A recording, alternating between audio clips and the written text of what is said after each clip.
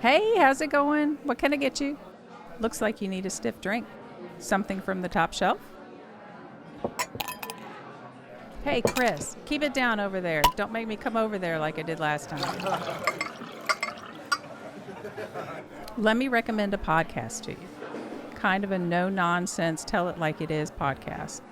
Sit back and relax, and I hope you enjoy this Real Estate and Bourbon podcast. You're listening to Real Estate and Bourbon. Whether you like it neat or on the rocks, you're in the right place. And now your host, Dawn Roy. Well, welcome again. Here we are with Real Estate and Bourbon, and we are going to have another marvelous time. I have got a wonderful guest I cannot wait to share with you. Also, we have another fabulous bourbon. I want you to share, click, like, do all that fun stuff because we are going to talk about fun stuff and some shenanigans that are going on in the real estate world.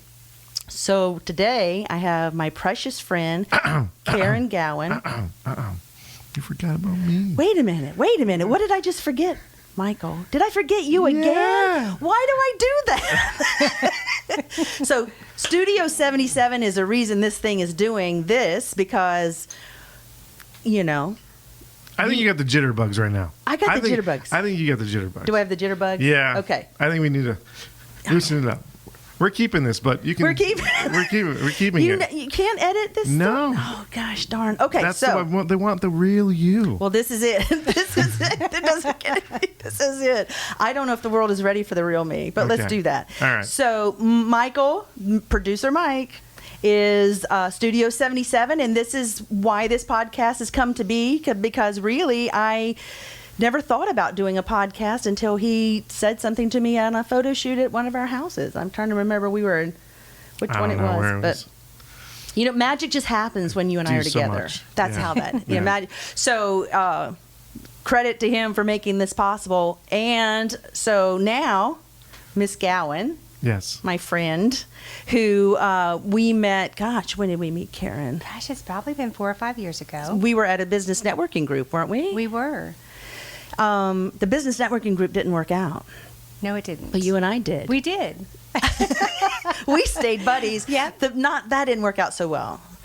So basically what happened is we met at the business networking group. You're a lender. Yes. And you referred a client to me. And this is a shenanigan story. But to be honest with you, I don't know if I can do the podcast until we have a little bourbon. But you don't drink bourbon, is that correct? I don't. Karen, go to the mic a little bit more. I'm sorry. I sure don't, but I do drink. Did you bring something a little bit more fun and sparkly? I did. Actually, I've never tried this before, so this is going to be a first for me. So, look. A little bit of Smirnoff Ice here. A first time on a podcast? Is this your first alcohol drink? No. No. No. Sister's been around that. What's your go-to drink then? I'm so boring. Beer. Oh, you're a beer drinker. Yeah. Like Michelob or I like Bud Light? Michelob Ultra. I like. I'm not a fan of IPAs really. So unless it's more like a a light one. Yeah, like a light one. So is there a brewery in town that you go to that you like? No, not really. No, I just like my regular either Miller Lite, Michelob Light.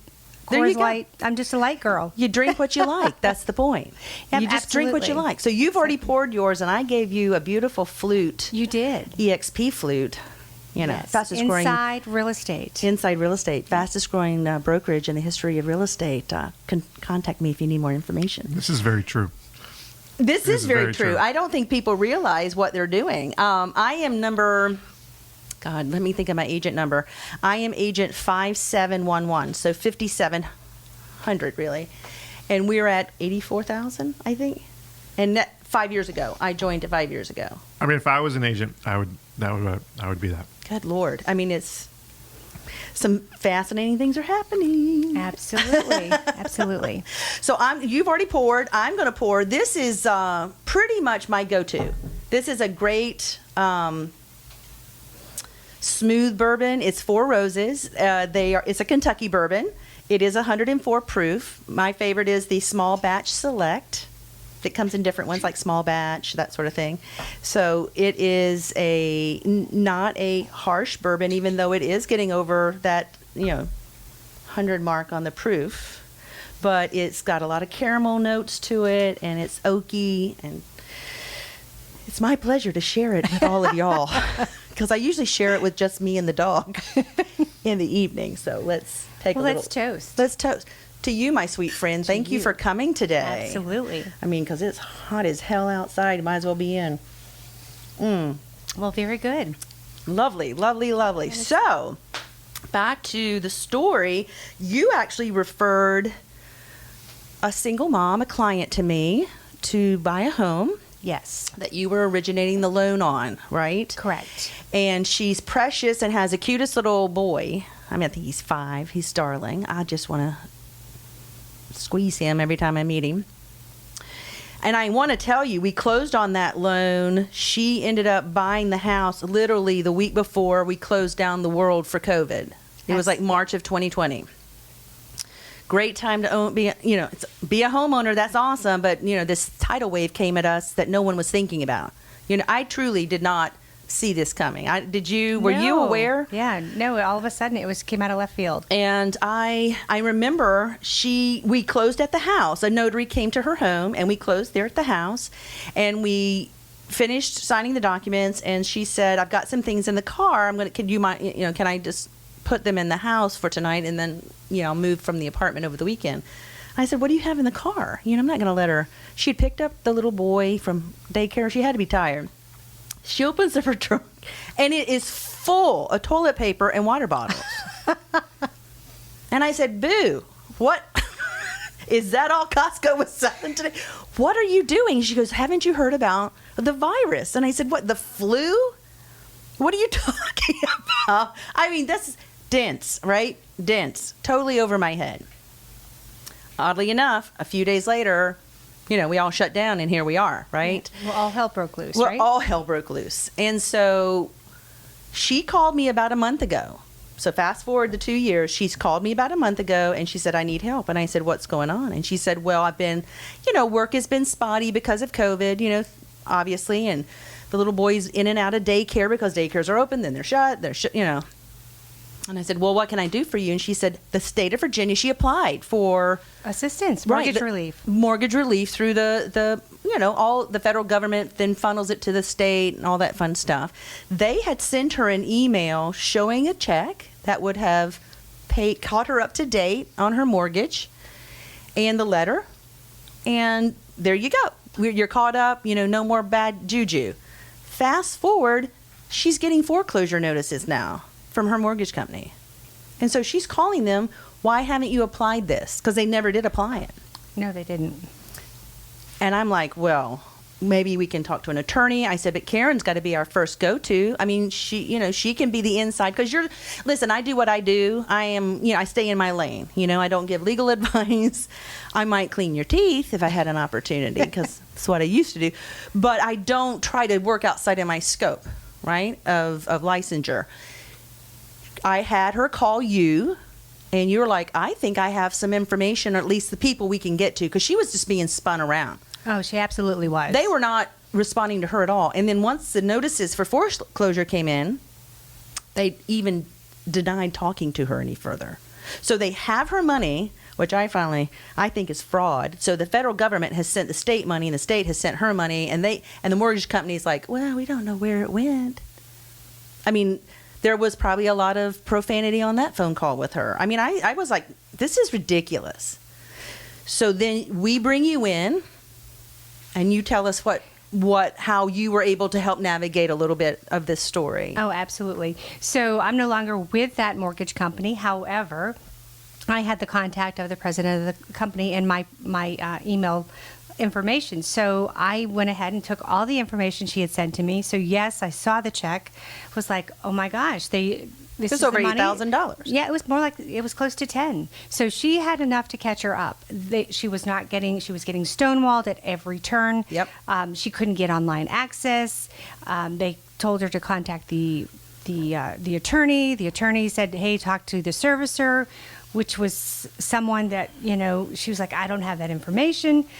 So I went ahead and took all the information she sent to me, And I drafted a very nice, detailed letter to the president of the company. And because she only has time off during her lunch hour, I said, I'll follow up tomorrow, see whether we've heard anything from him. Checked the email, hadn't heard anything. So we called at 1 o'clock when she had her lunch break. Fortunately, he did answer the phone call. Get out. Did answer the phone call. So how far up are we in the chain? The president of the company. Get out. And he actually answered the phone. He actually answered the phone on the first call. Doesn't respond to email. But doesn't respond to email. But he answered the phone Yeah, call. and didn't respond to the email like, oh. And still hasn't responded to the email. Oh, no, he hasn't. We'll get to there because here's what happened. Hold on, I need another sip. Yeah, I need another drink on that one because here's what happened. So he's like trying everything under the sun, like, oh, well, I'll have to put you in touch with the servicer. Well, who is the servicer? Can I have the number so we can contact him directly because we don't want to wait because she's in the process of getting foreclosed. I mean, Right. The wolves are nipping at the door. So then he's like, I can't give you that. I only have a cell phone number. Okay, but I'll go ahead and contact him. So we waited thinking, okay, hopefully we'll hear from this person because I have a name, but I don't know how to pronounce it, don't know how to spell it. But okay. Right. He finally did respond and said, oh, I know exactly what happened to it. So, but my first response was to the president of the company. There was no remorse of, I am so sorry you're going through all this. Let me get to the bottom of this. No taking responsibility on his own. No taking responsibility, nothing like, oh, I'm sorry. We'll definitely have answers. I'll step in personally to make sure that this gets taken care of. Right. But no, didn't do that.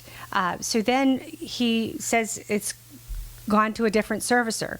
But I'm thinking, well, no, it can't have gone to that servicer because the mortgage statement didn't have that servicer's name on it. So obviously you don't know what you're talking about. Okay, so for a person who doesn't know what a servicer is, That's who handles the payments for the mortgages. Sorry. That's who handles the payments for the mortgages. So, it's whoever if your you- statement comes from. Like if your loan is originated with whoever, a lot of times they're sold and packaged. Right.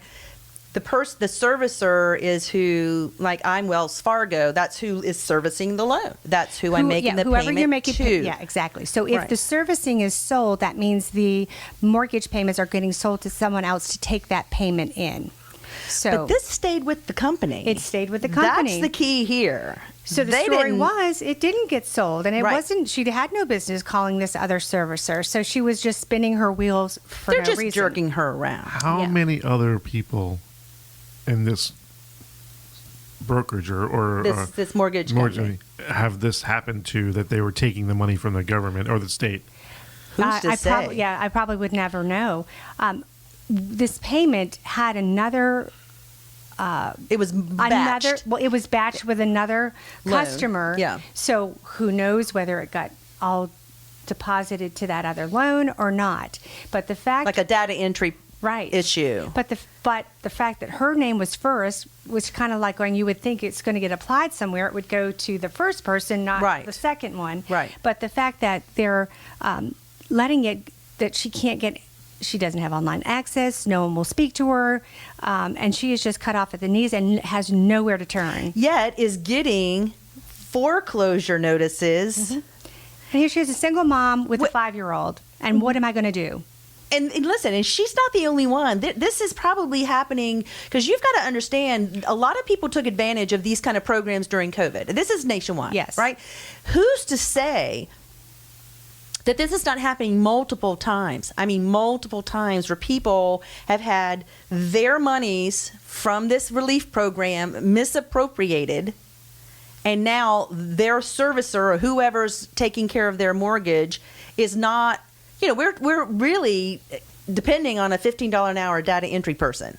Well, we're at No their offense, mercy. And right? Right, exactly. You're at their mercy, and so you can't just. And so I'm glad that she reached out and that you had I'm her so reach glad out she to me. reached out to me because, and that's key, right? Right. Listen, I don't know what. Staying connected. I don't know how other realtors run their business, but when you buy or sell a home with me, you're attached to the hit for life. I mean, you got to tell me to go the hell away. Yeah. I am always going to be there. They call me for surveys, lawn people, roofing people, window people. It doesn't matter.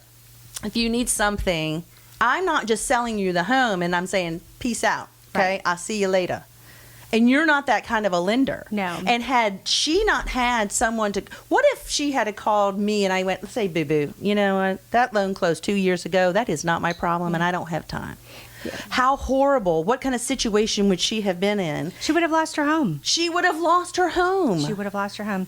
She had actually even got another letter yesterday saying that they were going to do an appraisal and that they would be charging her for the cost of the appraisal. Because it had gotten down listen, that if we far. don't fill the swear jar with this damn story, I'm sorry. I got some choice words for said mortgage company. I say we chew our, well, and I told her, and I get a little distracted.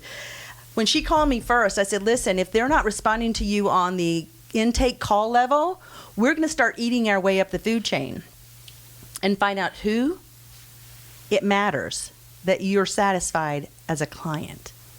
Right. And she's like, well, how do we do that? I'm like, we're calling Karen and we're going to see if she's got some inside scoop, right, Yeah. on the people who are on the higher levels, right? Not just your call center people. Yeah. You know, God love them. But I want to talk to someone yeah. whose job is dependent upon me being happy. Yeah. Homegirl doesn't just stop at like the status quo, so I will just kind of keep on. See, and that's I'm what I like relentless. about you. You've got this lovely, sweet, wonderful, you know, calm-looking demeanor, and you're a pit bull. Oh, absolutely. I love that, Absolutely. girl. Yeah. Ching ching. Well, because, you know, it's if they don't have a voice, then I can help find that voice because I have the experience. Right. I've been doing this for 24 years, so I know the ins and outs, but it should never have come to this point, for sure. Well, that's the shame of it all. Yeah. What do these people who don't have advocates in the community doing? And so, great question from you, Mike. I think that this is probably happening more than we think. Well, Because just don't think that No, it's misappropriation of funds is just a win that just happened out of the blue. Oh, because they think it's free money and that they're not going to be able to track it, you know. And it's like about the guy who was supposed to be using money for his company and he was buying yachts down in Florida. You know? See, and it's not even. That's another great story. Yeah, but it's not we even. might talk about that on another podcast. But I know It's not even just about misappropriating money that she had gotten from this mortgage relief. But how about customers who are in the forbearance and it comes to the end and then they get these letters and they don't know how to respond to it? Right. So I've had a realtor friend of mine and a friend who. I mean, you have another realtor? I have lots of realtor friends, but Okay, then you don't want to talk to me. no, but I'm just trying to say that real No, I'm estate agents teasing. can find themselves in this situation as well. So that's why I was saying that she Well, reached this is out to almost me. a lunch and learn you might need to do for the realtor community because this might be happening more than we really want to admit. So what had happened to her was she's like, oh my gosh, I get this letter and, you know, they're telling me it's affecting my credit. Supposedly when they're in COVID, it shouldn't be impacting their credit. Right. Well, I went on, so this is what I do in Step Up and Beyond. I did conference calls with the lender to say, hey, what are the repercussions? What are the details of, does she go into a modification? Can she just add the payments to the end of the loan? Because here's what a lot of lenders weren't telling them when they said, oh, you don't have to make these payments for a certain amount of time.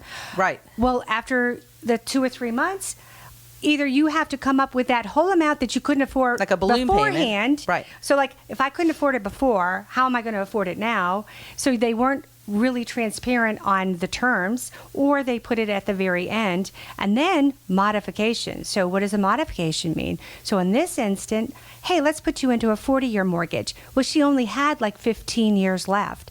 Why would she go into a modification to do for a 40-year mortgage? Yeah, the interest rate was lower, but do you know what interest she would be paying Over the next... for adding another 25 years on her mortgage? I'm like, oh no, you don't want to do a modification. But you know what? When you're talking, when people are talking to these mortgage companies who are in the know, they don't know what to think. They don't. No. Is this a good deal? Is it not a good deal? This will solve my problem. I mean, it may be a 40-year. Correct, but it's going to solve my problem for now, and that's the horror of it all. Yes. You know, you're going to turn around and try to sell that home. I am going to go look through the tax records, realize you're upside down. Mm-hmm. Can we talk about that again? Why don't we just do 2008 all over again? You're now upside down, and I can't. But by the time you pay taxes and fees, you can't get out. You're bringing money to the table. that's where a 40-year mortgage puts you. Oh, absolutely. Plus the fact that the interest, I mean, there was no reason. I mean, she would have been paying less than what her current mortgage was. The other part of it was her insurance premium was like really high. And I'm like, look, I can help you get that down. So we helped, and her payment is about $75 less than what it was before she went into forbearance. But it was just, those are the things that she didn't know. She was overwhelmed. Right. I don't know what to do. Then they said that it was going to impact her credit, so she needed to do. And then supposedly she lost the window that she could do something. They went back and listened. So we actually found a representative who was just like, let me go back. And she listened to the phone calls, and she's like, you're absolutely right. We will make this right. So we did have... So they went back and they repaired what they had reported and in the then credit allowed bureau. her to go ahead and do not the modification, but adding it to the back end of her loan. Right. Which was and leaving it at the 15. Yeah, because then all she had to do was make 3 payments on time, and then she could refi it, and then to a better rate, and then it was not affecting her detrimentally. There you go. So, but had she not had me on the call to ask and question the right questions, because they don't know, I was like, when I saw the terms, I'm like, 40 years? Hell to the no. We all gonna be dead. Yeah. I'm like, so where's the equity going there? Yeah, where is that equity going? But it's a shame, but that happens more than we want more to know. Than we care to admit. But. So with this person that we're talking about, the client that you and I have in common, where are we now? What's going on? So received an email this morning that it has all been applied, that the foreclosure proceedings have been stopped, and everything has been credited back as from the date that the payment would have been received. Right. So no further like late charges or ancillary administrative fees. Well, supposedly, it went back to the date that the payment should have been received or received. Or credited to her account. Right. So they backed out all those fees. So I've emailed her to say, hey, can you log back into your account? Do you have access? So then we'll know more at that point. We can see it. But the fact that they have stopped the foreclosure, and then that has at least put her peace of mind. Man, oh man. Given her peace of mind. What a mind. relief. Yeah. Right? One less thing. Yeah. But that took a week, so and that's a long week to live through. Yeah, but she'd been dealing with this for how long? So by the time she called me, she had been struggling with these people for a good several weeks, right? And then I called an attorney on her behalf who said, well, we could try to do an injunction, but to be honest with you, she should just hammer them every day like it's her job, like be a tick on a dog. And so when I called and told her that, she goes, but I am doing that. But now that I've received foreclosure notices, they're refusing to talk to me at all. I said, hold up the buses. Hold it. Yeah. How wrong is that, right? How wrong is that? You're trying to find a solution, trying to get to the bottom, and they won't even talk to you. Of course, the hair on my neck went up. Yeah. And so I said, well, I'll tell you what, we're going to pull Karen into this bad boy. And 3 women... That's right. You piss off one of us. But you piss off 3, hell hath no fury. What? You don't know what you can do with mama bears, right? Mama bears. Yeah. Well, and that's the thing. I was never a single parent. Well, I kind of was a single parent. That's a podcast for another time. But I mean, I was technically married. But she's truly a single lady just trying to make this work. To provide a safe and with home. a little, and I'm not talking like a teen. He's a little. She's got a long haul. She does. And to lose her home, and by the way, what apartment complex? You lose your house in a foreclosure, you just don't waltz up to some, a homeowner or a rental and go, well, couldn't make my house payment, but you mind renting me a house? I mean, you know what I mean? That's not going to happen. It's just putting up a wall that she can't climb over. Yep. So I have a quick story. So you always have great stories. I'm old too. I'm not young. You're not that old. I'm 45. Oh, dear Lord please. Jesus, help us all. Oh, here we go. Let's all pray. Right. Please. All right. Okay. You're the young who's celebrating a birthday today. Oh, yeah. You are the young one in the room. You by look the way. great at 30. So she turned 32. Okay. That's right. So when my wife and I were going to buy this house, Yeah. and it was our first house we were buying, both of us, and we both had decent credit. I was 30, she was 28 or whatever, and they pull our credit and all that. Yeah. And come to find out that I had a house under my name that someone was making payments on. But so and you've got a lien on your I credit did not know. of a house. Yeah. And down in Florida. Now, before I got married and before we were dating, I did try to buy a house, or not a house. I did go through the process. Right. But never. Then You never closed on the house. I never even found a house. Never even. Right. I was just kind of going down the filling stuff out or whatever Sure. to see what I could apply for, but never went any further. And Somebody has a house. so someone bought a house under In your name. in my name, and my credit was fine. I was like, I don't know, in the 800s or something like that. But still, But you've got a debt to income ratio right? issue. I did not know this, and then finally they had to correct it, whatever. But I think it's corrected. So was there really? So how did that get resolved? So someone stole your identity to purchase a home. Yeah, And wow. yeah. So it was crazy. I think it's done. I think it's fixed. Well, if I'm going to steal somebody's identity, it's going to be you. Anybody with an 800 credit go ahead. But that is yet another rabbit hole that you have to go and Fight. remedy. Right. Oh. And that's not easy with credit bureaus. Let me tell you, it's Wait, they're easy not- to it's easy to put on, hard to take off. Well, Yeah. and they're not your buddy. They're not No. your friend. No. Listen, none of these entities, right, could care less whether, it may not have stopped you from buying a house with your wife, but it would have decreased the ability to your purchasing power. oh yeah, and Right. what interest rate and what All of that. So yeah, I bought cars. No one ever said anything. and, Right. Well, they you know, assumed the house was yours, right? But you're filling out an application. The addresses are not matching up, At least right? they were kind enough to keep making the mortgage payments, right? I mean, that's the thing. Thank you, Jesus. Yeah, they were. What a friend we have. Yeah, I know. At least they weren't just squatting in the house and right. Or trashing and not paying and trashing Right. your credit. So Right. yeah, that would have been a harder fix. I would have but- been like, well, we have a house. We don't need it. We'll move. What part of Florida? Do we like Right. that? Yeah. Do we like it? Is it a nice part of Florida? So Interesting. It was crazy. Oh, golly. Never even. You never know. Didn't You know. never know. And to be honest with you, I think that, there are going to be a lot of people as we go down the road and get further away from COVID, get further away from the forbearances, get further away from that. They're going to find these kind of things on their credit. Well, And now they've got to go back and reconstruct it. Talking about the client that Yeah. we're talking about, you've given her amazing advice and said, listen, not only, they have made the, So at least they've corrected it that the foreclosure will not report on her credit. So that's at least a positive. but I would like to see if there's anything else on her credit too. I would like for her. So she'll have to go to annualcreditreport.com, which is what everyone should do once A year. every quarter, to do a different bureau so that way you stay on top of what's on That's your right. credit. Absolutely. Because Yep. you've got 3 credit bureaus. You get a free credit report from each of them. Correct. So instead of pulling one for All three at one time, do it quarterly. Do it quarterly. Yep, exactly. So is it the person, I've always told that, like, if you have great credit, and you have credit cards or whatever, and don't close the accounts. Correct. Right. Keep them open, but kill the card if you like cut up the card if you don't want to worry about it. But keep them open.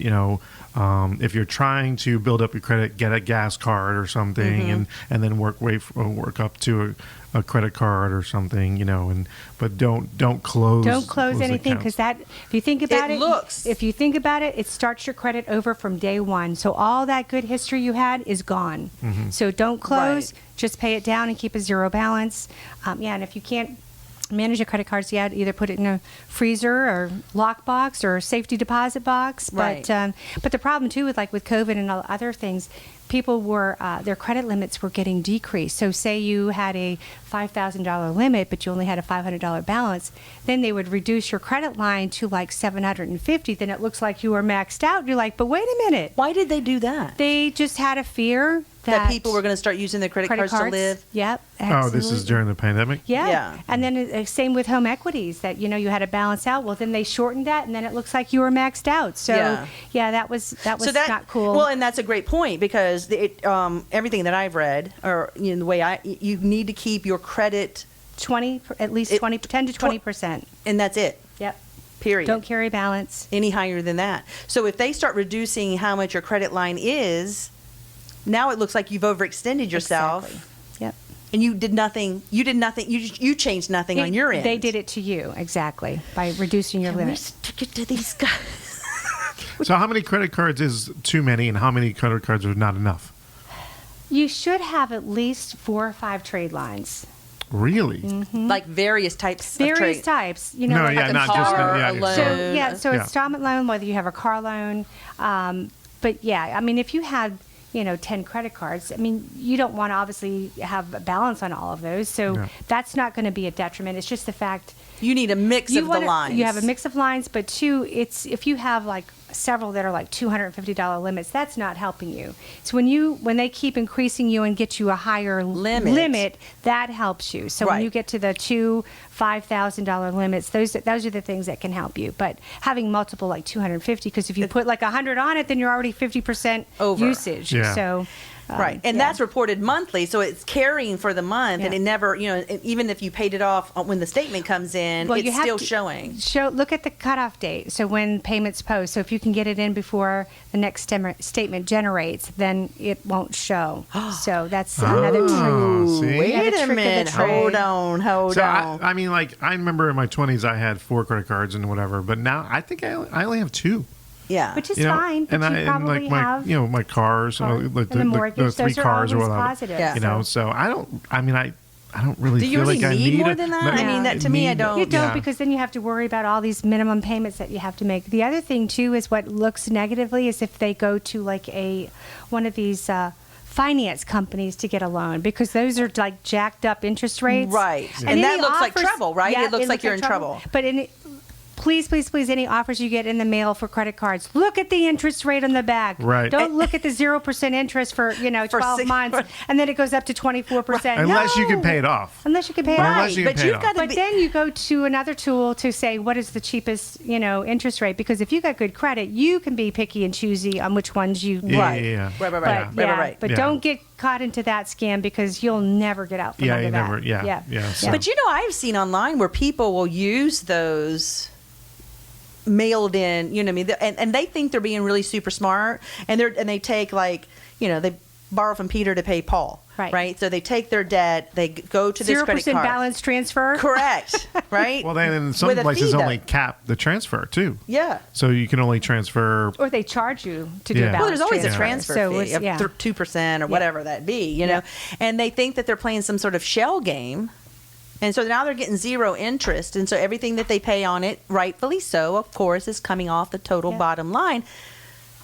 But when is that? When do you Well, that's stop? That's like with the 90 days, same as cash, or Oh, yeah. you can pay 18 months to pay it off. But guess what happens if you don't pay it off in those 18 months and you're not being diligent? You're back that interest. deferred interest comes back, and boom, It's on there. You know what? I'll tell you this 90, and this is, I've not seen those in a long time, like the Aaron rentals or going to Best Buy and getting a refrigerator 90 days, same as cash. When buyers are under contract, it's like, okay, Do not buy anything. hello. And they actually Yeah, yeah, think yeah. if they go out and do one of these 90 days or 120 days, same as cash, Yeah. it's not derogatory or going to show up on their credit. I'm like, okay, here, mama now. Okay, here, mama now. They're going to pull your credit right before closing, Absolutely. and you're going to have to submit, bank statements again, and your And your debt to income could go out of the whack. I said, if you're going to buy appliances, go to closing with me, where I'm going to give you a sweet gift, and then you go buy all the shit you want. You know what I mean? Absolutely. I don't My favorite credit there to the My crust favorite jar. expression is if Please. you're buying furniture, you need a house to put it into. So wait.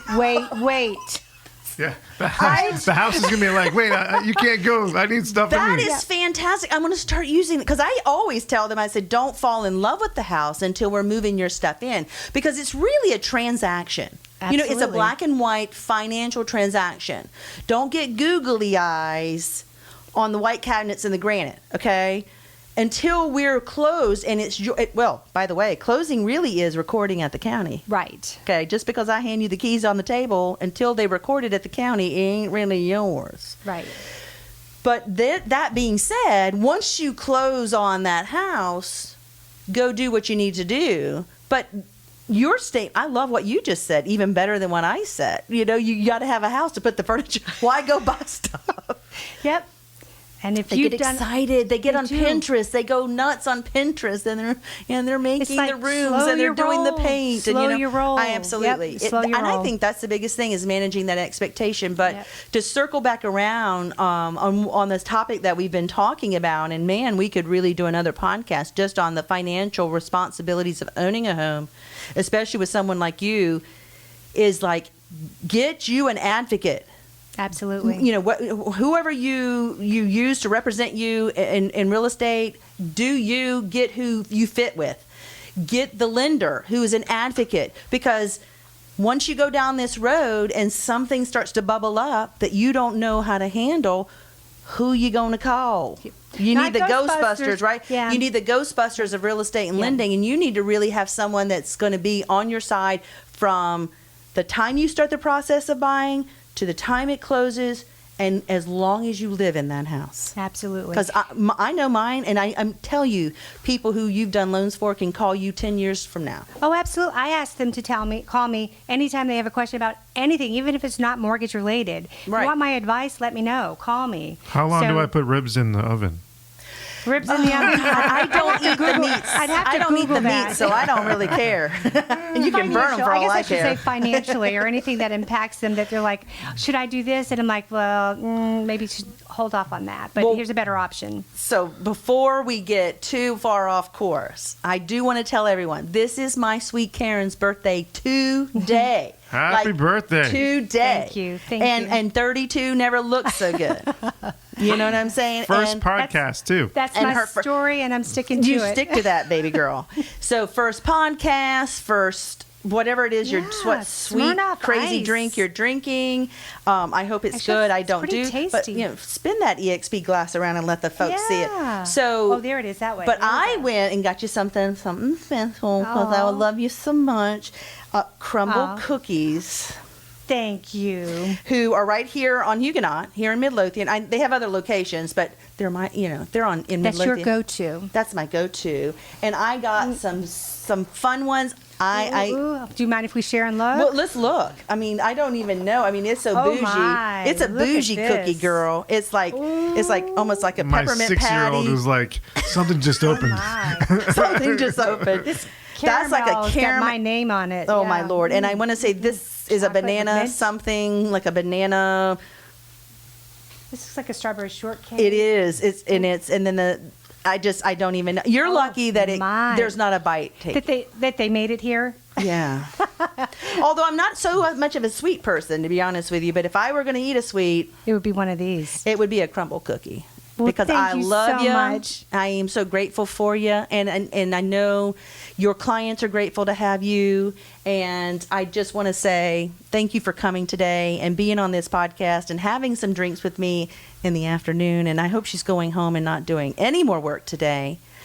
Maybe a little bit, Just but a I'm wee gonna- bit. just a wee bit. Just, But I want to say yeah. thank you for coming, and thank you guys for tuning in. And bourbon and real estate and our shenanigans and our stories would not mean anything without you.